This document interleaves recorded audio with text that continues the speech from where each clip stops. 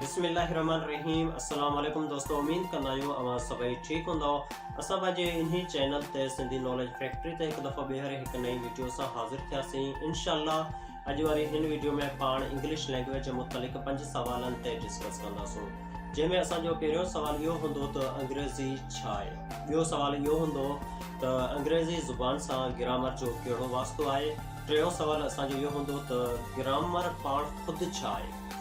ऐं चौथो सुवाल इहो हूंदो त जेकॾहिं असां अंग्रेज़ी ज़ुबान सिखी वठूं था त तंहिंखां पोइ असांखे कहिड़ो फ़ाइदो थींदो। ऐं चौथों जेको लास्ट असांजो पंजो सुवाल इहो हूंदो त अंग्रेज़ी ज़ुबान खे पाकिस्तान में कहिड़ी अहमियत ॾिनी वञे थी। त इन्ही 4 सवालनि जे मुतलिक़ इंशाअल्लाह पाण हिन क्लास में डिटेल में डिस्कस कंदासूं। त हिन क्लास खे स्टार्ट कंदा आहियूं।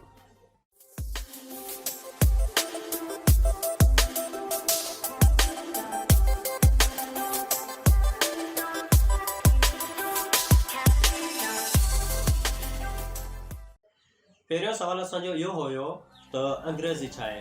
ॾिसो, इंग्लिश हिकु लैंग्वेज आहे जेका पूरी दुनिया में ॻाल्हाई वञे थी। मतिलबु त जेके बि दुनिया जूं लैंग्वेज आहिनि उन्हनि जी निस्बत पूरी दुनिया में अंग्रेज़ी वधीक ॻाल्हाई पढ़ी लिखी वञे थी। त असां इहो चवंदासीं इंग्लिश हिकु लैंग्वेज आहे जेका पूरी दुनिया मतिलबु इंटरनेशनल लेवल ते ॻाल्हाई बि वेंदी आहे, पढ़ी बि वेंदी आहे ऐं तंहिंखां पोइ उन खे लिखियो बि वेंदो आहे। ॿियो सुवाल असांजो इहो हुयो त अंग्रेज़ी ज़ुबान सां ग्रामर जो कहिड़ो वास्तो आहे। ॾिसो, ग्रामर जो कंहिं बि ज़ुबान सां को बि वास्तो कोन्हे, छो जो ग्रामर हिकु वाट हूंदी आहे, ग्रामर हिकु रस्तो हूंदो आहे जंहिं ते असां हली करे उहो लैंग्वेज सिखी सघूं था। मतिलबु त उन लैंग्वेज जे रूल रेगुलेशन खे सिखण लाइ असांखे ग्रामर जी ज़रूरत पवंदी आहे। ग्रामर जी मदद वठी करे असां उहो लैंग्वेज उहो ज़ुबान ईज़िली सिखी सघूं था। टियों सुवाल असांजो इहो हो त ग्रामर पाण ख़ुदि छा आहे। असां पहिरीं बयानु कयोसीं त ग्रामर हिकु वाट आहे, ग्रामर हिकु ज़रियो आहे जंहिं ज़रिए जी मदद सां असां का बि लैंग्वेज ईज़िली सिखी सघूं था।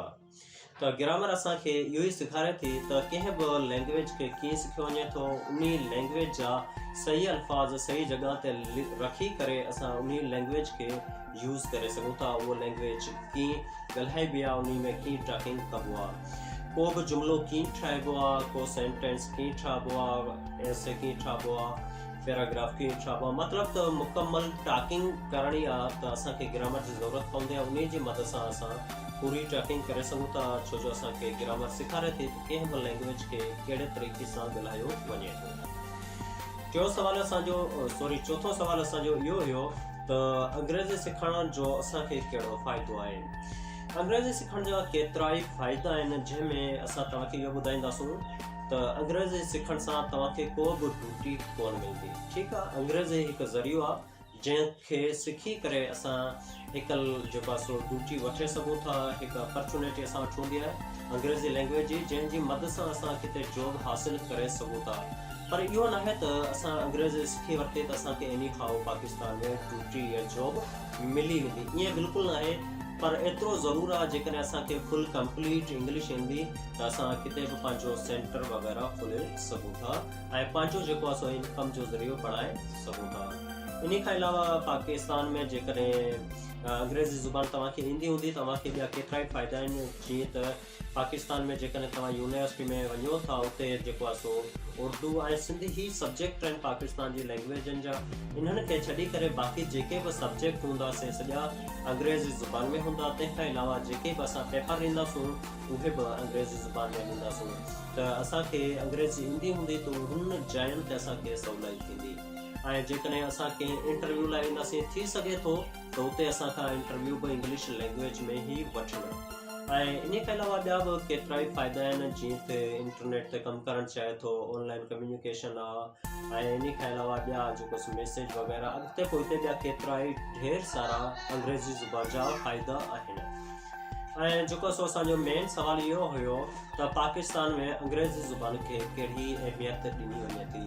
ॾिसो, पाकिस्तान में अंग्रेज़ी ज़ुबान खे काफ़ी अहमियत ॾिनी वञे थी, छो जो अंग्रेज़ी पाकिस्तान में काफ़ी इम्पोर्टेंस आहे सिखणु। छो जो अगर पाकिस्तान में ॾिसो त हर जेको सो सुठे लेवल जा बुक्स आहिनि से सभई इंग्लिश लैंग्वेज में आहिनि। ऐं पाकिस्तान में जेको सो अंग्रेज़ी ज़ुबान जी अहमियत इंटरव्यू में बि कई वञे थी ऐं ख़ासि करे अंग्रेज़ी पाकिस्तान में ऑफिसनि वग़ैरह में ॻाल्हाई वञे थी।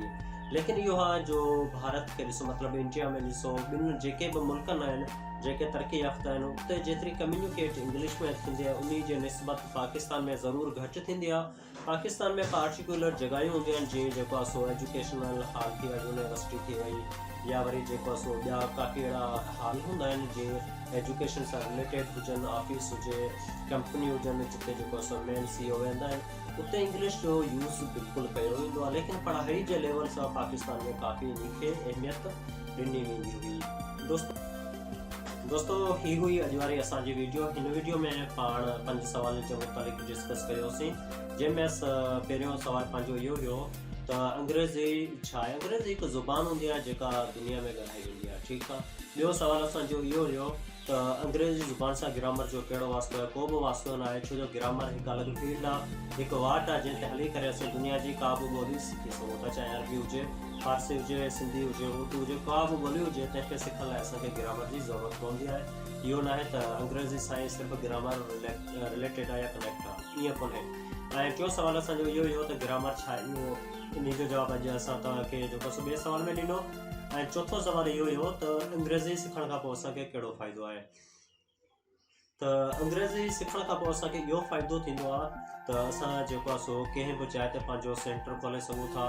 ऐं अंग्रेज़ी सिखण खां पोइ असां वटि हिकिड़ी ईअं सम्झो हिकिड़ो चांस हूंदो आहे कंहिं बि जॉब में हायर थियण लाइ, कंहिं बि फील्ड में वञण लाइ। ऐं पंजो सुवालु इहो हुयो त पाकिस्तान में अंग्रेज़ी खे अहमियत ॾिनी वञे थी या न। जी बिल्कुलु, पाकिस्तान में अंग्रेज़ी खे काफ़ी अहमियत ॾिनी वञे थी बानिस्बत उर्दू ऐं सिंधी जे। त हीअ कंप्लीट क्लास असां पंहिंजी जेको आहे इन मुतालिक़ डिस्कस कईसीं। इंशाअल्लाह हाणे पाण हिकिड़ी क्लास तव्हांजी ख़िदमत में पेश थींदासीं। तेसिताईं असांखे ॾियो इजाज़त। अल्लाह निगहबान।